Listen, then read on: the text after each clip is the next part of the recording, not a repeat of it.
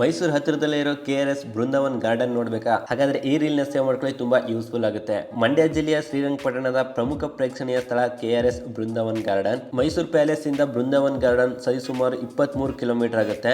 ನೀವು Brindavan garden entry ಆಗ್ತಿದ್ದಂಗೆ 200 ರೂಪಾಯಿನ toll charges ಅನ್ನ ಕಟ್ಟಬೇಕು ನೀವು ಕಾರಲ್ಲಿ ಬಂದ್ರೆ. ಇದರಲ್ಲಿ ಕಾರ್ ಟೋಲು ಪ್ಲಸ್ ಪಾರ್ಕಿಂಗ್ ಎರಡೂ ಕೂಡ ಇನ್ಕ್ಲೂಡ್ ಆಗಿರುತ್ತೆ. ಇಲ್ಲಿ ಪಾರ್ಕಿಂಗ್ ಅಂತೂ ತುಂಬಾ ವಿಶಾಲವಾಗಿದೆ. ಗಾರ್ಡನ್ ಎಂಟ್ರಿ ಆಗ್ಬೇಕು ಅಂತಂದ್ರೆ ಎಂಟ್ರಿ ಫೀಸ್ ಒಬ್ಬರಿಗೆ 100 ರೂಪಾಯಿ ಇರುತ್ತೆ.